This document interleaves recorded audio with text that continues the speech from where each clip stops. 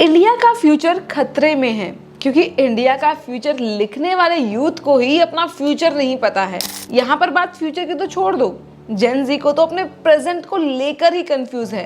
कल क्या करना है, क्यों करना है, कैसा करना है, इन सब सवाल के जवाब तो उनके पास है ही नहीं। और ये सिर्फ इंडिया में ही नहीं, पूरी दुनिया में हो रहा है। 13-13 साल के बच्चों को हार्ट डिसीजेस हो रही हैं। 10 साल से छोटे बच्चों को डिप्रेशन हो रहा है।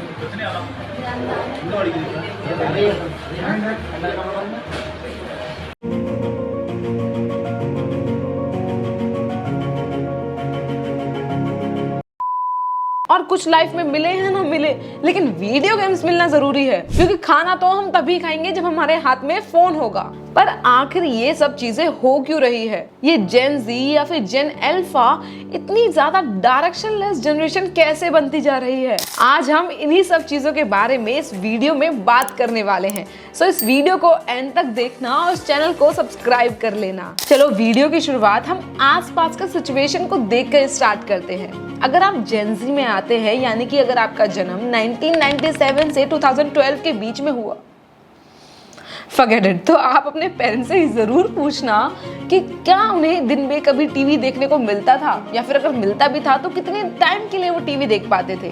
तो ज्यादातर केसेस में आपको सुनने को मिलेगा कि वो महाभारत या फिर रामायण या फिर हम लोग ऐसे सीरियल्स देख लेते थे, और हफ्ते में कोई एक आधी मूवी देख ली। मतलब अगर देखे तो दिन में वो करीब 2 घंटे के आसपास ही टीवी यानी कि स्क्रीन के सामने टाइम बिताते थे। अब आज के टाइम में टीवी को तो सोशल मीडिया ने रिप्लेस कर दिया है, which is not a bad thing.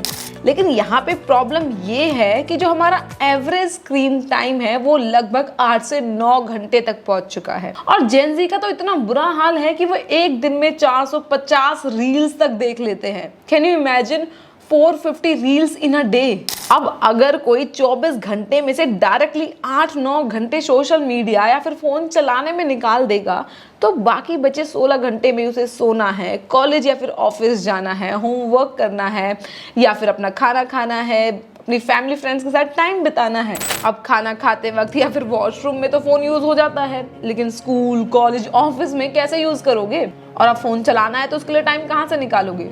Simple है, कम सोने लगो, दोस्तों के साथ बातें मत करो, फैमिली फ्रेंड्स के साथ बैठो मत। यही तो फिलॉसफी है ना जेन जी की। लेकिन ज्यादा स्क्रीन टाइम का मतलब है कि हम अपने लोगों के लिए कम टाइम निकालते हैं, हम उनके साथ कनेक्ट ही नहीं कर पाते हैं, जिसकी वजह से हमें अकेलापन या फिर लोनलीनेस फील होता है। आप खुद बताइए, कब आपने किसी से अपने मन की खुल के बात की हो, या फिर आप किसी और के लिए अवेलेबल रहे हो? और यहाँ पर अगर हम नींद की बात करें तो स्लीप, स्क्रीन टाइम और एंजाइटी इंटरलिंक्ड है। जितना ज्यादा आप स्क्रीन टाइम रखोगे उतनी कम आपको नींद आएगी और उतनी ज्यादा ही आपको एंजाइटी फील होगी। और साइंटिफिकली स्पीकिंग एक जेन जी के लिए 8 से 9 घंटे की नींद लेना बहुत जरूरी है, लेकिन डेटा के हिसाब से सिर्फ 15% जेन जी ही अपनी ये पूरी नींद कंप्लीट कर पाते हैं। और इन्हीं सब चीज़ों की वजह से उन्हें depression, anxiety, loneliness, obesity, heart diseases जैसी चीज़ें हो रही हैं। बेसिकली अगर देखें तो डिप्रेशन एक मूड डिसऑर्डर है जिसमें हमें उदास, होपलेस, हेल्पलेस, वर्थलेस फील होता है। और हाँ, ये नॉर्मल है हम सबके लिए फील करना, लेकिन कभी कभी, और अगर ये बहुत ज़्यादा टाइम तक चलता है या फिर फीलिंग बहुत ज़्यादा इंटेंस होती है, तो हमारे जो डिप्रेशन का मूड है या फिर फिजिकल सिम्टम्स हमें एक नॉर्मल लाइफ जीने से रोक सकती है। लेकिन अब आप सोच सकते हैं कि इससे हमारी नींद का क्या कनेक्शन है? बताती हूँ। देखो, कभी आपने किसी बच्चे को सोते हुए देखा है? जब वो पूरी नींद लेकर उठता है तो कितना हैप्पी होता है, लेकिन अगर वही बच्चे को हम नींद में बीच में उठा दें तो वो कितना परेशान, इरिटेटेड सा रहता है। वैसे ही जो नींद है हमारा, वो रिपेयर की तरह काम करती है। अगर हमें कम नींद आए या फिर हम सो ना पाए तो हमें बहुत ज़्यादा टेंशन और इरिटेशन होने लगती है, और इवेंचुअली हमारी बॉडी थक जाती है। और यही थकान की वजह से हम ना कोई एक्टिविटी करते हैं और ना ही एक्सरसाइज करते हैं, जिसकी वजह से हमें और भी ज़्यादा थकान होती है, हमें नींद नहीं आती है, और फिर हम एक विशियस साइकिल में फंसते जाते हैं, जहाँ पर कोई भी इनएक्टिविटी की वजह से या फिर डिप्रेशन, मूड डिसऑर्डर्स की वजह से एंजाइटी होने लगती है। लेकिन अब ऐसा तो है नहीं कि सिर्फ हमारा ये फ़ोन स्क्रीन टाइम यूसेज बढ़ने की वजह से जो हमारा जेन जी है वो डायरेक्शनलेस बनती जा रही है। इसके पीछे और भी बहुत सारे रीजंस हैं, जैसे कि सबसे पहला, कोई स्ट्रगल ही नहीं है। इसको मैं आपको एक एग्जांपल के साथ समझाती हूँ। अब अगर हम अपनी पास्ट जनरेशन्स को देखें तो उन सब में कहीं ना कहीं अपनी बेसिक नेसेसिटीज को पूरा करने के लिए स्ट्रगल किया है। जैसे कि भगत सिंह, राजगुरु, सुखदेव ने इंडिया की फ्रीडम के लिए फाइट और स्ट्रगल किया है। उससे बाद की जनरेशन ने इंडिया में इंडस्ट्रीज को एस्टैब्लिश करने के लिए स्ट्रगल किया है और उसके बाद में इंडस्ट्रीज में जॉब पाने के लिए स्ट्रगल किया है।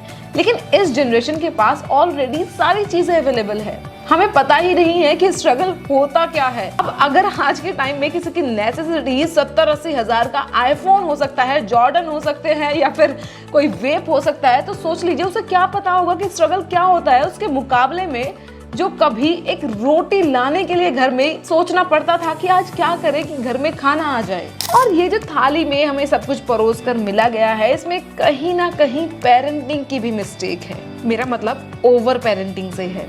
और ओवर पेरेंटिंग को कभी कभी हेलीकॉप्टर पेरेंटिंग भी कहा जाता है, क्योंकि इसमें पेरेंट्स अपने बच्चों पर एक हेलीकॉप्टर की तरह निगाहें रखते हैं। और ये सब चीजें तब होती है जब पेरेंट्स अपने बच्चों की कुछ ज्यादा ही केयर करते हैं, उनके लिए हर चीज वो कर देते हैं जो बच्चे को खुद करना चाहिए, उनके डिसीजंस तक खुद लेते हैं, जबकि बच्चा इतना खुद बड़ा हो चुका है कि वो अपने डिसीजंस खुद ले सके। ओवर पेरेंटिंग में बच्चे पर ज्यादा कंट्रोल, प्रोटेक्शन या फिर बच्चे की लाइफ में ज्यादा इंटरफेरेंस होती है और इसकी कोई एज लिमिट नहीं होती। पर खासकर ये पेरेंटिंग इमर्जिंग अडल्टहुड के टाइम पर एक प्रॉब्लम बन जाती है, जब बच्चा नहीं रहता, वो अपनी एक खुद की इंडिविजुअल पर्सनैलिटी बनाने की कोशिश करता है, वो अपने पेरेंट्स से हटकर कुछ बनना चाहता है। और ओवर पेरेंटिंग की वजह से जो यंग अडल्ट्स है वो अपने खुद के डिसीजंस ही नहीं ले पाते हैं, वो छोटे से छोटे डिसीजंस के लिए अपने पेरेंट्स पर डिपेंडेंट होते हैं, जिसकी वजह से वो अपनी लाइफ की मोस्ट इम्पॉर्टेंट स्किल को कभी सीख ही नहीं पाते हैं और इसकी वजह से वो डिप्रेशन, एंजाइटी जैसी चीजें फील करते हैं। इवन अभी एक स्टडी भी हुई थी इस बारे में, उसमें पाया गया कि ओवर पेरेंटिंग की वजह से यंग अडल्ट्स में वेल बीइंग का भी रिस्क बढ़ जाता है। रिसर्चर्स ने ओवर पेरेंटिंग, सोशल एंजाइटी और लोनलीनेस की जो एसोसिएशन है वो 287 यंग अडल्ट्स में देखी थी।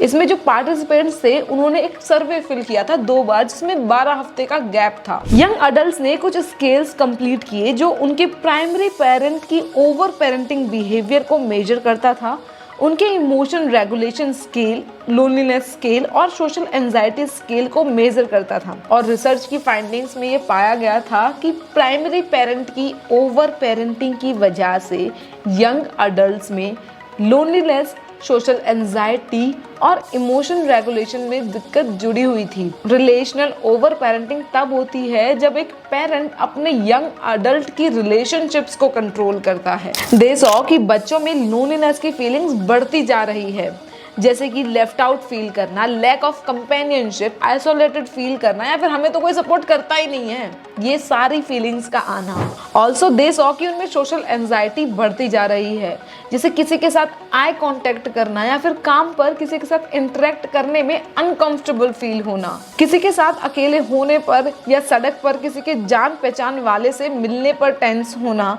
दूसरों से बात करने में दिक्कत, खासकर जब वो डिसएग्री करते हैं। इवन नेगेटिव फीलिंग्स और हमारे इंटरपर्सनल रिलेशनशिप्स बनाना या फिर उनको बनाए रखने की जो हमारी एबिलिटी है, उसमें हमारा जो कॉन्फिडेंस है उसकी कमी, इन सब की वजह से जो हमारा यंग अडल्ट है वो अच्छे कनेक्शंस नहीं बना पा रहा है। पर इसका सोल्यूशन क्या है? देखो, इंडिया के पास ना वर्ल्ड की सबसे बड़ी यूथ पॉपुलेशन है। ज्यादा यूथ मतलब ज्यादा वर्किंग पॉपुलेशन, ज्यादा काम, ज्यादा इनोवेशन, ज्यादा टेक्नोलॉजी और ज्यादा डेवलपमेंट। तो इस पॉपुलेशन को हम ऐसे ही तो बर्बाद होने नहीं दे सकते और इसके लिए हम कुछ सिंपल से स्टेप्स को फॉलो कर सकते हैं। सबसे पहला, टेक्नोलॉजी का यूज करना कम कर दो। अब इसका मतलब ये नहीं कि मैं ये बोल रही हूँ बिल्कुल यूज मत करो, करो यार, बट माइंडफुल वे में। ज्यादा इन पर्सन सोशल एक्सपीरियंसेस पे ज्यादा ध्यान दो, लोगों के साथ टाइम स्पेंड करो, फैमिली के साथ बैठो, उनके साथ ट्रेडिशंस को सेलिब्रेट करो।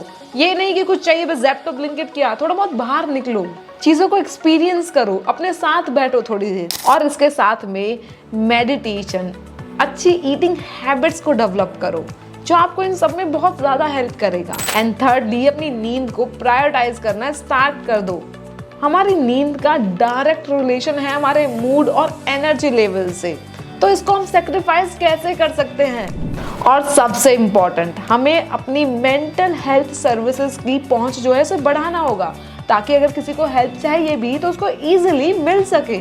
इसके साथ में हमारी फैमिली, ट्रेडिशन, कम्युनिटीज के साथ में हमें कनेक्शंस बनाने चाहिए, ताकि हमारी जेन-ज़ी को ऐसा फील ना हो कि हम तो भाई अकेले, हमें तो कोई सपोर्ट ही नहीं करता है, हमारे लिए कोई है ही नहीं। And last but not the least, parents को अपनी ये ओवर पेरेंटिंग वाली हैबिट्स को थोड़ा कंट्रोल करने की ज़रूरत है, क्योंकि बच्चों को अगर हम फेल नहीं होने देंगे तो वो सीखेंगे कहाँ से। क्योंकि अगर किसी चीज़ में इतनी कमियां हैं तो कुछ खूबियां भी तो होंगी ना, और जेन-ज़ी में तो सिर्फ खूबियां नहीं, बहुत सारी खूबियों का भंडार भी है यार। क्योंकि ये जो हमारी जनरेशन है ना, ये अपना 73.1% जो टाइम है वो लर्निंग्स पर स्पेंड करती है। इवन जिन चीज़ की इन्हें परवाह होती है उस पर ये ज़्यादा फोकस करते हैं। और जहाँ पर पिछले 3 जनरेशन का कंबाइंड पैशन 18.1% था, वहीं पर सिर्फ जेन-ज़ी का ही पैशन 31.9% है।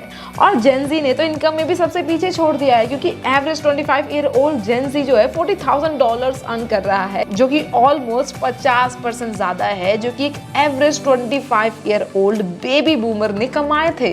बेबी बूमर यानी कि वो जनरेशन जो कि 1946 से 1964 में पैदा हुई हो। ऑल्सो जेन-ज़ी अपनी फाइनेंशियल इंडिपेंडेंस पर भी बहुत ज्यादा ध्यान देते हैं, जो कि होना भी चाहिए, क्योंकि उनके पास एक सबसे बड़ा वरदान जो है टेक्नोलॉजी, जिसका यूज कर काफी लोग करोड़पति बन जाते हैं, लेकिन वहीं पर काफी लोग ये बैटिंग एप्स में इन्वॉल्व होकर रोडपति बन जाते हैं। वैसे बैटिंग एप्स पर मैंने एक वीडियो भी बनाया जो आपको यहाँ पर मिल जाएगा। अगर आप इन एप्स का सच जानना चाहते हैं तो इस वीडियो को जरूर देखना।